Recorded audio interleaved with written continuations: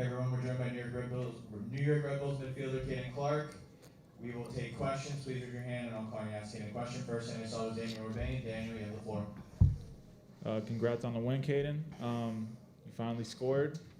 What's it feel like to get on the goal sheet and get significant play time from the coach? Yeah, it's a big relief for me, honestly. Getting that first goal, gives me confidence and kind of gives me freedom to go on and play, a bit more riskier and do the things I like to do, which is, create plays out of nothing, and this will help me in the next games.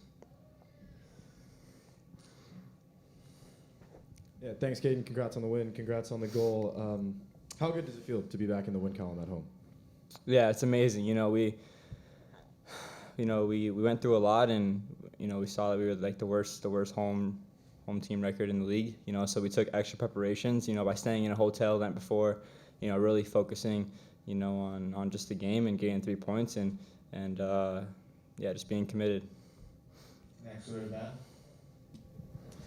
Yeah, Caden, obviously it was a game where you guys were playing against 10 men for the majority of it. Do you think that suited the way you play, that you guys were in a lot of possession, kind of half-court moments that required you to sort of pull Miami apart a bit? Yeah, of course. I think, any team that goes down a man, it's going to be harder for them to attack, and they're just going to sit in, so it really suited us, and getting balls in the box and making those runs down the line, that's kind of what we do. So I think it kind of, shifted the game definitely, and, we created a lot of chances off of it.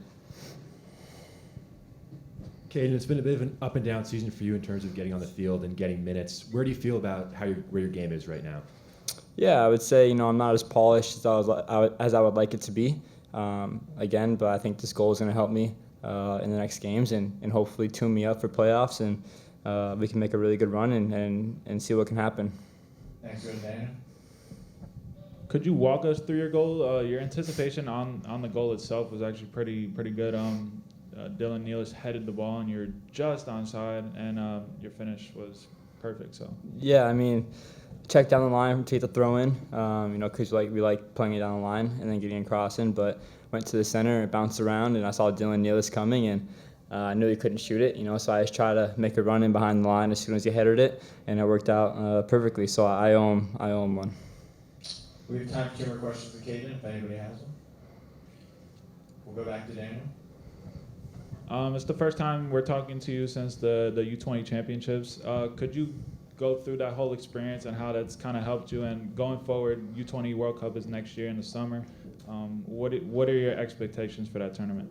Yeah, I had such a great time with the U20s. I think we're a special team. We have a lot of talent, and I think we put it to use this last tournament.